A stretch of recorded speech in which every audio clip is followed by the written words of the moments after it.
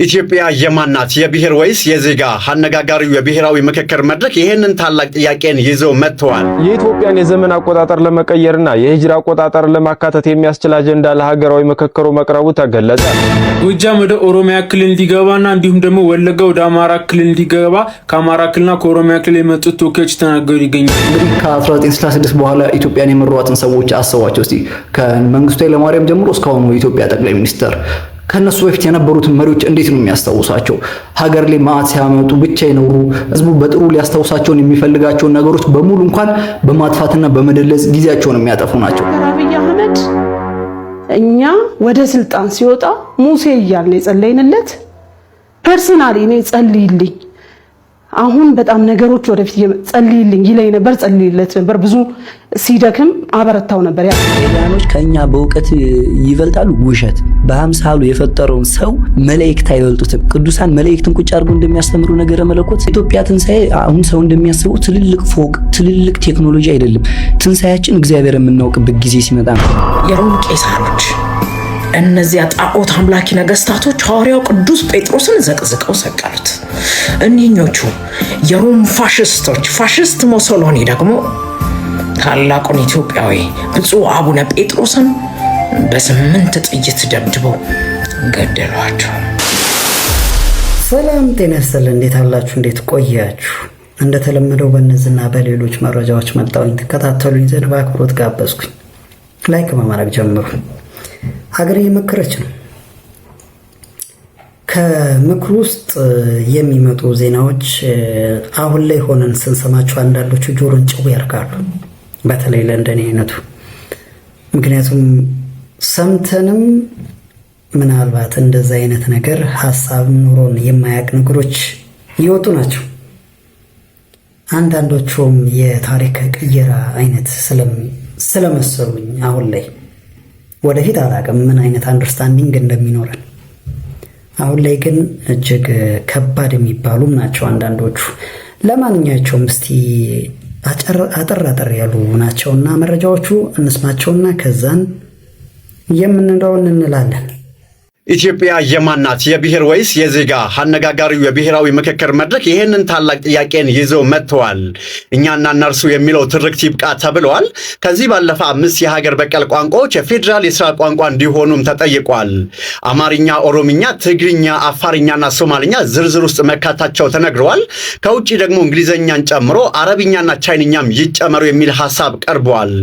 ይሁንና ከውጭ ይቅረቡ የተባሉት ሐሳቦች ቋንቋችንን ያጠፋል በሚል ክርክር አስነስተዋል። ለመሆኑ እናንተ ሀገር የማናት ብላችሁ ታስባላችሁ? የብሔር ወይስ የዜጋ? ሐሳባችሁን በኮሜንት ላይ አስቀምጡልኝ። አዲስ ከሆናችሁ ደግሞ ፎሎ ማድረግ እንዳይዘነጋ።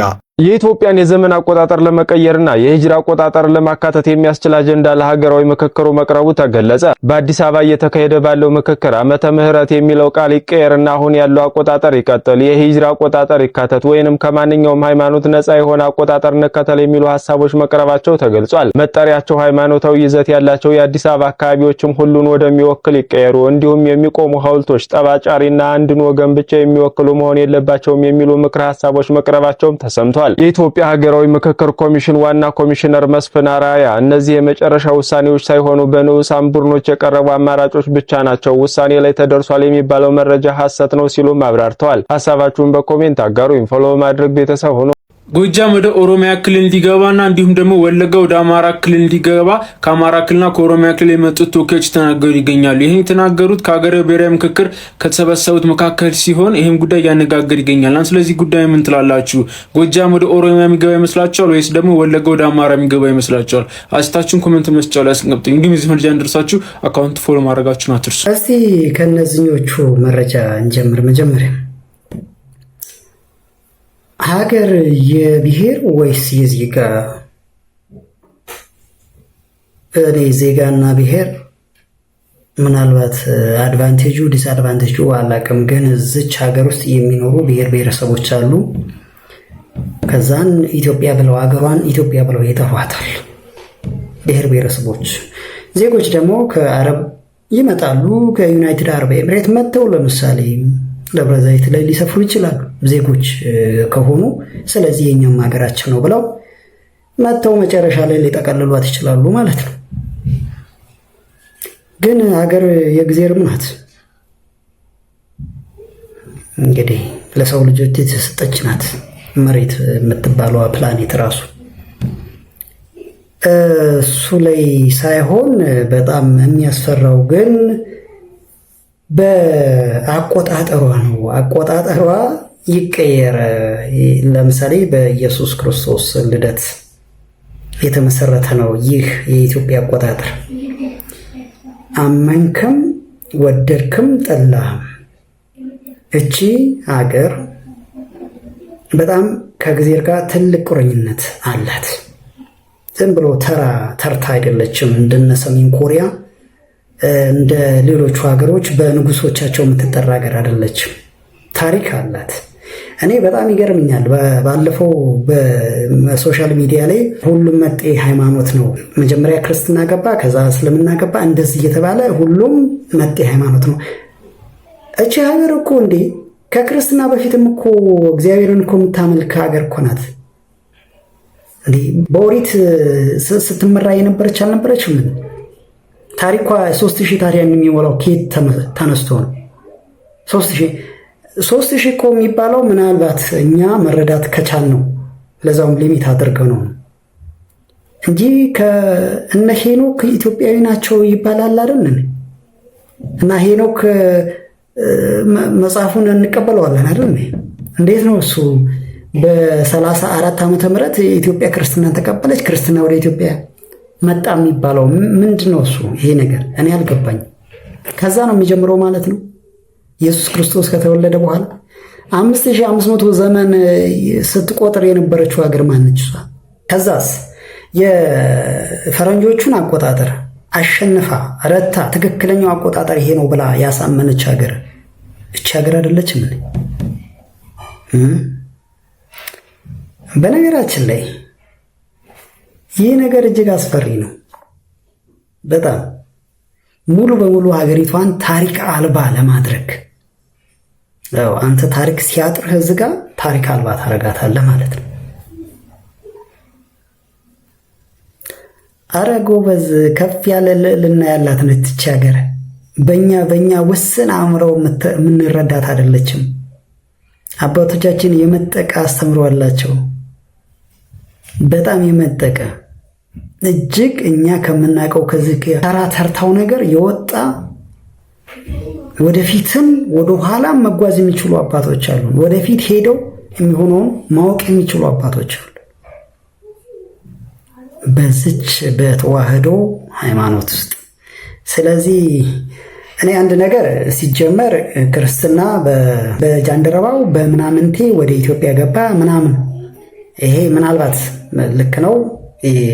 አዲስ ኪዳንን ወይንም ደግሞ ኢየሱስ ክርስቶስ ሲያስተምር የነበረውን ነገር ተቀብላ ሊሆን ይችላል።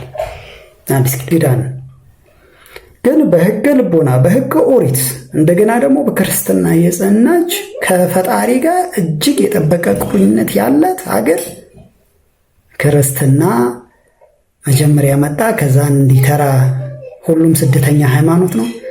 ይሄ የማይሆን ነገር ነው፣ የማይመች ነገር ነው። ስለዚህ ይህንን እያን አቆጣጠሩን በዚህኛው በመን ምናምንቴ የማያስኬድ ነገር ይልቅ ይሄንን ኒኩለር ማብላላታችንን ብናቆም ይሻላል ነው የምለው እንደኔ አስተምሮ። ሌላው ክልል የሚባለው ነገር ይቅር እየተባለ አይደለም።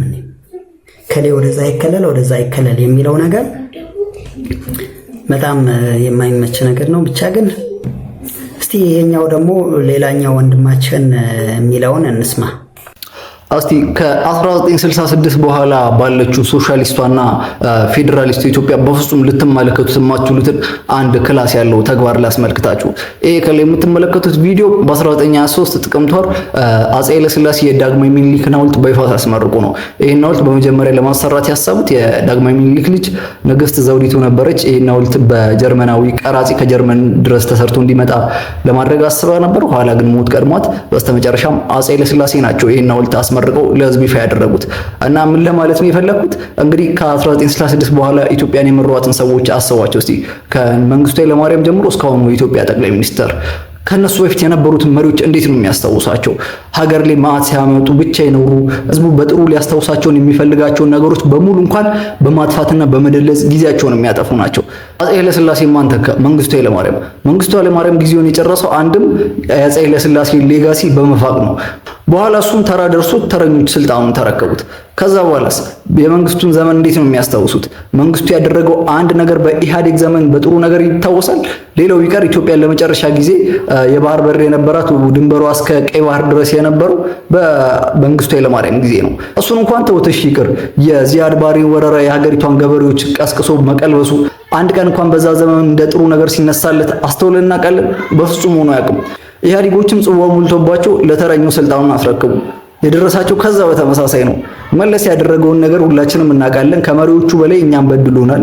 ያደረገውን ጥሩ ነገር ግን ማንም አይክድም። የመለስ አካዳሚ አሁን ስሙ በሌላ ተቀይሯል። ሌላው ቢቀር የኢትዮጵያ ህዳሴ ግድብ ሲመረቅ እንኳን ከሱ ክሬዲቱን ለመውሰድና የጨረሱት አካላት በእነሱ ተአምሪ እንደሆነ አድርገው ለማቅረብ የሄዱበት ርቀት ኢትዮጵያን ላለፉት 50 ዓመታት የመሯት ግለሰቦች እንዴት ያለ የሰብዕና መቆስ እንዳለባቸውና ኢንሰኪዩር እንደሆኑ በደንብ የሚያሳይ ነው። በእርግጥም ለቀደምት ክብር መስጠትና የሚገባው ቦታ ላይ ማኖር ክላስ ይጠይቃል። እንግዲህ ያው የልጁ ሀሳብ ነው ይሄ። ያው ሀሳቦቹ አብዛኞቹ ያው እውነታ አላቸው። ስለዚህ እውነታ ስላላቸው ነው እዚህ ጋር ያቀረብኳቸው። አሱካ ደግሞ እንዲህ ትላለች። ምን ማለት ነው? ኤአይ ይሆን እንደ ይሄ ነገር ግን ማለት ዶክተር አብይ አህመድ እኛ ወደ ስልጣን ሲወጣ ሙሴ እያልን የጸለይንለት ፐርሰናሊ እኔ ጸልይልኝ አሁን በጣም ነገሮች ወደፊት ጸልይልኝ ይለኝ ነበር፣ ጸልይለት ነበር። ብዙ ሲደክም አበረታው ነበር ያውቃል። አሁን ምን ብዬ እንደምጸልይለት ግራ ገብቶኛል። እነግረዋለሁ የሚፈልጋት ወይ ድሮ የሚነግረን ኢትዮጵያ እያመጣ አይደለም። ባቡሩን እየነዳው ያለው ሰው እሱ ነው። ባቡሩ ግን ከፉርጎ እየወጣ ነው። ኦኬ የትላንትና ጸሎታችን ዛሬም መቀጠል ካለበት ሀገር መዳን ካለበት ውጥረቶች ረግበው ኢትዮጵያ እንድትረጋጋ እንፈልጋለን።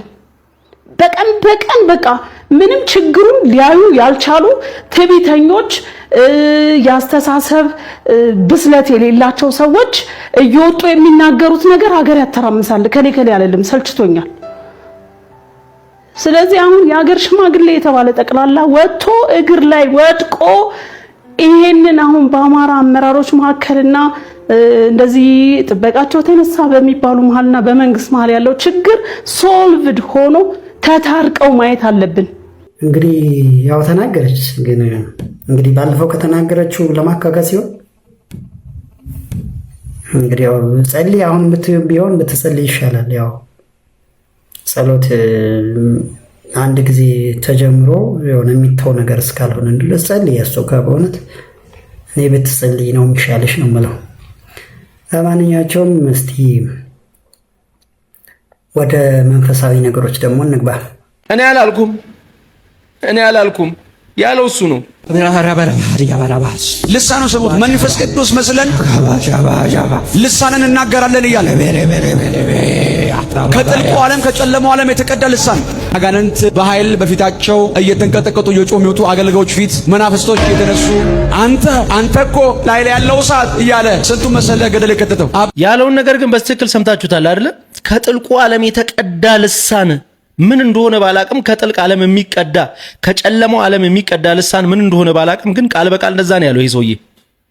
እሱ ብቻ ሳይሆን የሚያስገርመው ይህንን ነገር ተጠቅመው ብዙ ሰዎችን መንፈስ አወጣንላችሁ ራእይ ያየንላችሁ የሚሉት ከጥልቁ ዓለም በመጣው መንፈስ እንጂ በመንፈስ ቅዱስ ኃይል አይደለም እያለ እየተናገረ ነው። ምክንያቱም ልጁ ሼሌሌ ሜሌሌም የሚለው ልጅ የሱን ሲተረጉመው እንደሰማችሁት ከጥልቁ ዓለም የተቀዳ ልሳን እንናገራለን መንፈስ ቅዱስን መስለን አለ። ብዙ ሰዎች መንፈስ ቅዱስ መስሏቸው ከጨለማው ዓለም የተቀዳን ይህንን ምን እንደሆነ የማይታወቅ ነገር አሜን ብለው ተቀብለው በላያቸው ላይ ክፉ መናፍስትን ተቀብለው እንደሚሄዱ ነው የተሰማኝ። ለምን ከጥልቁ ዓለም የተቀዳውን ይህንን ነገር እኛ በመንፈስ ቅዱስ አስመስለን ለነዚህ ሰዎች እንሰጣቸዋለን ነው።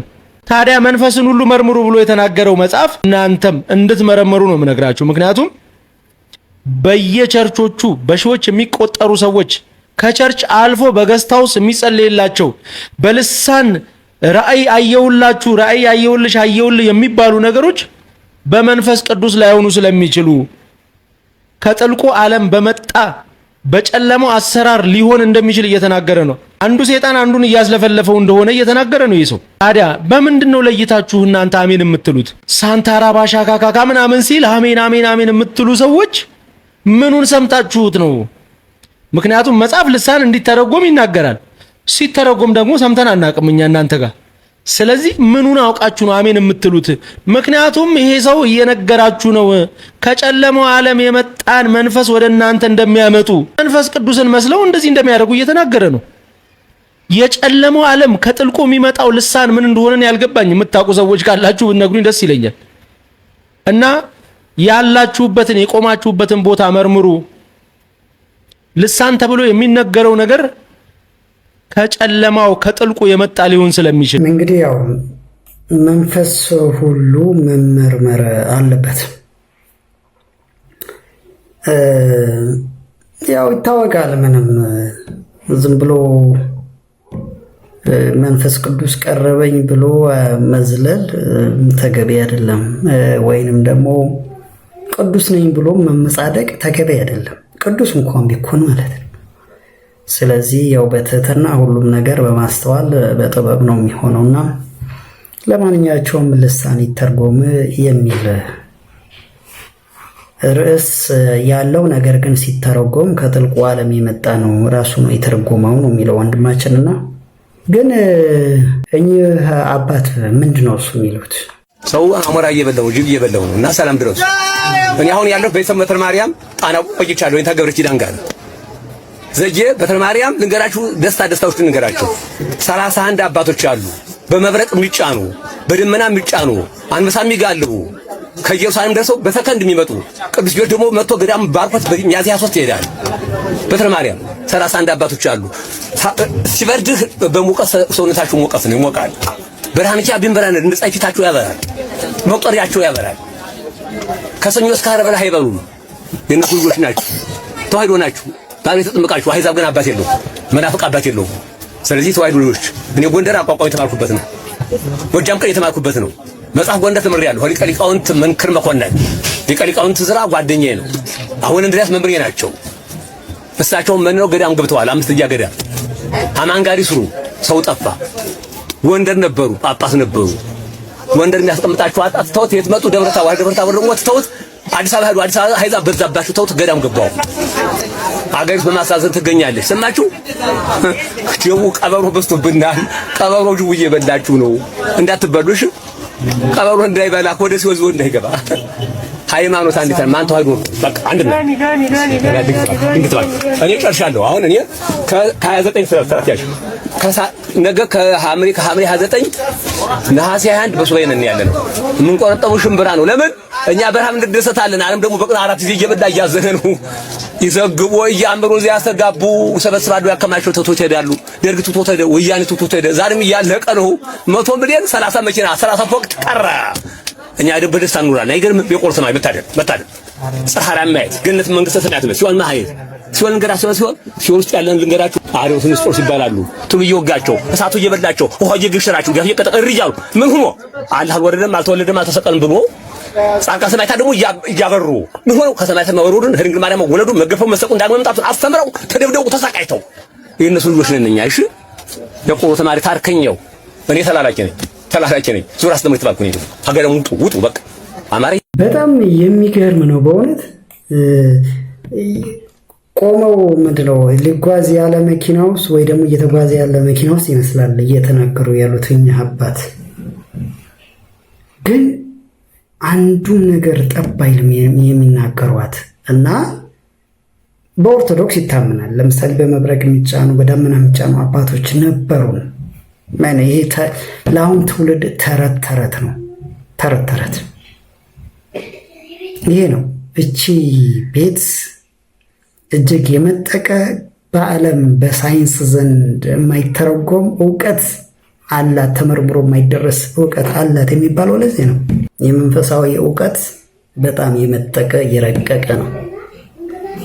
ስለዚህ ከዛ አንጻር ነው ማታየት ያለበት።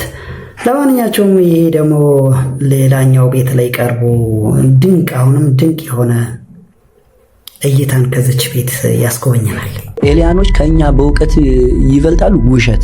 በአምሳሉ የፈጠረውን ሰው መላእክት አይበልጡትም። ቅዱሳን መላእክትን ቁጭ አድርጎ እንደሚያስተምሩ ነገረ መለኮት ኢትዮጵያ ትንሣኤ አሁን ሰው እንደሚያስበው ትልልቅ ፎቅ፣ ትልልቅ ቴክኖሎጂ አይደለም። ትንሣኤያችን እግዚአብሔር የምናውቅበት ጊዜ ሲመጣ ነው። በማህፀኗም ነበር፣ ጠቅልላውም ነበረ፣ ዓለምንም ይዞ ነበር። በጣም ካይምሮ በላይ ነው። ፕሮቴስታንት ትርጉሙን ሳያውቁ ነው እያወራ የነበሩ። ምን ማለት ነው? ከድንግል ማርያም ኃጢአት ከማግኘት ይልቅ ይላል ከዲያብሎስ ጽድቅ ማግኘት ይቀላል። ለምሳሌ ግን ሰዎች እመቤታችን ድንግል ማርያምን የሚጠሏት፣ ድንግል ማርያምን መጥላት ከሰው ሐሳብ በላይ የሰይጣንም ሐሳብ አለበት። ልባቸው የአሪዮስ ልብሳቸው የአትናቴዎስ የሆኑ ብዙ የውሸት መነኩሴዎች አሉ። የዓለም ሕዝብ ኃጢአት ቢደመር ከእግዚአብሔር ምሕረት ጫፍ አይደርስም። መጽሐፍ ቅዱስ ላይ ሲጀመር ስለ ድንግል ማርያም አልጻፈም። ምን ይላሉ ሊቃውንት? እዚህ ዓለም ላይ ያሉት 75% ውሃዎች ቀለም ቢሆኑ፣ ሙሉ ዛፎች ብዕር እንጨት ቢሆኑ፣ ሰማይና ምድር አንድ ላይ ተዘርግቶ ብንጽፍ የድንግል ማርያም ክብር አንገልጸው ነው።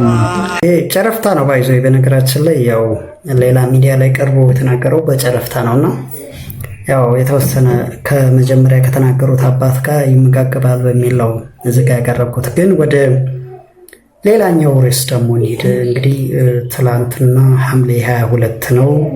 ሐምሌ 22 ደግሞ በታሪክ አባታችን ብፁዕ ቅዱስ አቡነ ጴጥሮስ የተሰዉበት ዕለት ነው። ስለሳቸው ታሪክ ይህች ጋዜጠኛ በደንብ ሰንዳለች። እናም እንካችሁ የታሪክ እፍታ ትለናለች እና እንስማት እስቲ። የሮም ቄሳሮች እነዚያ ጣዖት አምላኪ ነገስታቶች ሐዋርያው ቅዱስ ጴጥሮስን ዘቅዝቀው ሰቀሉት። እኒኞቹ የሮም ፋሽስቶች ፋሽስት ሞሶሎኒ ደግሞ ታላቁን ኢትዮጵያዊ ብፁዕ አቡነ ጴጥሮስን በ8 ጥይት ደብድበው ገደሏቸው። አቤት የሰው መመሳሰል አትሉም ታዲያ? ፋሽስት ጣሊያን ኢትዮጵያውያኖችን ለመከፋፈል ያልፈነቀለው ድንጋይ ያልማሰው ጉድጓድ አልነበረም። አንዱና ዋነኛው ደግሞ ሃይማኖት ነበር። ሲያሻው ቤት አብያተ ክርስቲያናቶችን እያፈረሰ መስጅድ እየገነባ ሲያሻው በክርስቲያን እንዴት ትተዳደራላችሁ እያለ እያሳመፀ ይሄም አልሆነለት ሲል በሸዋ እንዴት ተገዛችሁ፣ የጎጃሙን እከሌ ገሎት፣ የወሎውን እከሌ አስገድሎት እያለ ህዝቡን ለመበታተን ያልፈነቀለው ድንጋይ አልነበረም። በሃይማኖቱ ተሳክቶለት የገዛቸው ብፁዓን አባቶች ነበሩ፣ እንደነ አቡነ አብርሃም አይነቶቹ። ነገር ግን ብፁዕ አቡነ ጴጥሮስን በእጁ ለማስገባት አልሆነለትም። የተጠቀማቸውን የማጭበርበር፣ የማታለል ገንዘብ፣ ስልጣን፣ አልፎ ተርፎም ጉልበት ሁሉንም ተጠቅሟል። ግን አባታችን ላይ አንዱን መርባና ኖሮት አልሰራለትም ነበር። አያችሁ፣ ብፁዕ አቡነ ጴጥሮስ ከመጀመሪያውም ወደ ማይጨው ንጉሱን ተከትለው ዘምተው ነበር። ሲመለሱም አርበኞችን እያበረታቱ ሃይማኖታቸውን እየሰበኩ ነበር የተመለሱት። በአራቱም አቅጣጫ አዲስ አበባን ዙሪያዋን የከበቡት አርበኞች ትግላቸው ከባድ ነበርና አብረዋቸው እየመሩም ጭምር ነበሩ። ኋላ እርስ በርሳቸው መነጋገር ስላልቻሉ በወቅቱ ያ ስኬታማ ባይሆንላቸው ብፁዕ አባታችን ፈርተው ከሌሎች አርበኞች ጋር ወደኋላ አልሸሹም። ይልቁንስ ወደ አዲስ አበባ ሰተት ብለው ነው የገቡት። ያው ጣሊያንም ቀናኝ ብለው አባታችንን በብዙ ለማታለልና ለማጭበርበር ሞክሯል። ለምሳሌ በወቅቱ ፓትርያርክ የነበሩትን አቡነ ቄርሎስን ጠርተው አቡነ ቄርሎስ እኮ እኛን ተቀላቅለውናል፣ ስለምንድን ነው አንተ የምታምፀው ሲሉ ይጠይቋቸዋል። እርሳቸውም አቡነ ቄርሎስ እኮ ግብፃዊ ነው፣ የኢትዮጵያ ነገር አይገድም። እኔ ግን ኢትዮጵያዊ ነኝ፣ ያውም የሃይማኖት አባት። ማስተማርና ሕዝቤን ማጠንከር ሲጠበቅብኝ ጭራሽ ሀገሬን ከድቼ ከጣሊያን ጎን አልሰለፍም አሉ። ሀገሬን ከድቼ ለጣሊያን አላድርም። አውቃለሁ እናንተ ልትገድሉኝ እንደፈለጋችሁና ልትገድሉኝ እንደወሰናችሁ ጠንቅቄ ያውቃለሁ። ግን በእናንተ ችሎት ውስጥ የምናገረው አንዳችም ነገር የለኝም። ባይሆን ለእግዚአብሔር የምነግረው አለኝ፣ ለእርሱ ነግረዋለሁ አሉ።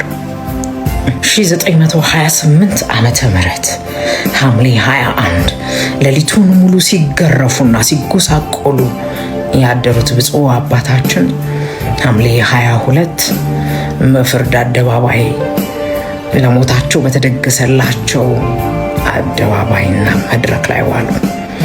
በህዝብ ተከበው ህዝቡ ለጣሊያን ይገዛ ዘንድ አንድ ነገር እንዲሉ ተጠይቀው አሻፈረኝ ያሉት አባት በተሰበሰበው ህዝብ ፊት አንዳችም ፍርሃት ሳይታይባቸው ብፁዕ አቡነ ጴጥሮስ እንዲህ አሉ። ለውድ ሀገራችሁ ለቀናች ሃይማኖታችሁ ቁሙ፣ ታገሉ። ነፃነታችሁን ከሚያረክስ ሞታችሁ ስማችሁ ቢቀደስ ታላቅ ዋጋ ያለው ክብርን በሰማይ ታገኛላችሁ አሉ። በዚህ ብቻ አላበቁም።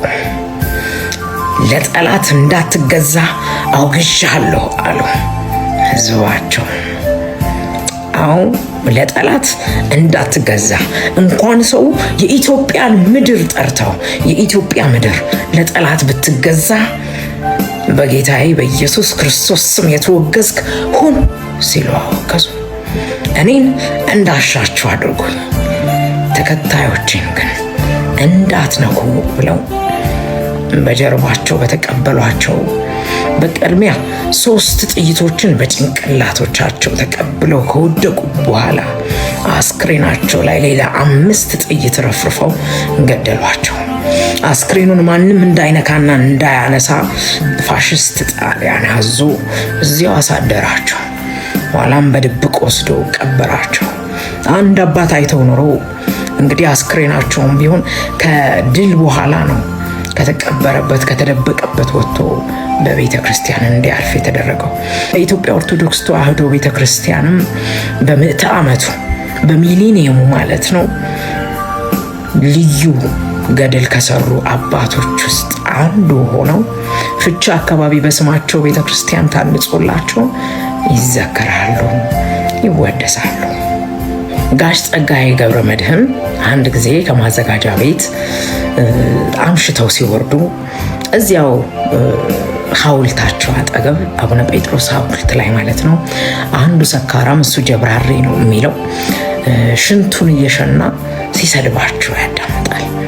አንተ ድንጋይ ወገኖችህና ጓደኞችህ ተመችቷቸው ይኖራሉ፣ አንተ ግን ድንጋይ ነህ። አዎ ድንጋይ ስለሆንክ ሞት ካሁንም ይሸናባለሁ ይላል።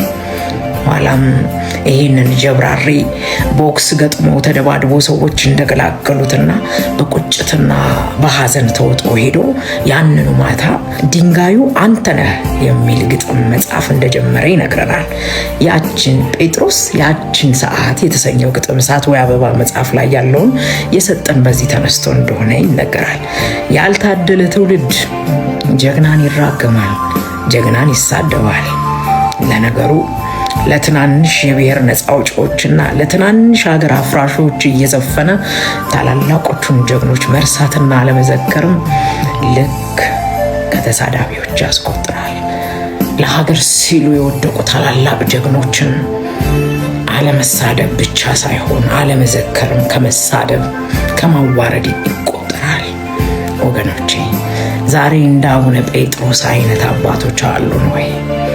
ዛሬ ለኢትዮጵያ ሲሉ ዛሬ ለሃይማኖታቸው ሲሉ ከፊት ቆመው የሚገዙትን ከፊት ቆመው የሚወድቁልን ዛሬ እንኳን ፓትርያርክ ትሆናለህ ተብሎ ሽልማትና ሹመት ቀርቦለት አይደለም የትንሿ ቤተ ክርስቲያን አስተዳዳሪ ለመሆን የለም። እግዚአብሔር ይታረቀን። አሜን። አዎ እግዚአብሔር ይታረቀን። እህታችን በጣም እናመሰግናለን። እንግዲህ በዚህ በደም ለተገዛች ሀገር መስዋዕትነት ለተከፈለላት ሀገር እንዲህ በሃይማኖት ጽናት አደባባይ ለተሰየመላቸው ለሀገር ባለውለታ የሃይማኖት አባቶች ይህ አደባባይ የሃይማኖት አባት ነውና መቀየር አለበት ይባልልኛል። ታሪክን ለማጥፋት ማለት ነው። አደባባይ ሲሰየሙ ከሃይማኖት ነፃ ይገርማል። አመሰግናለሁ።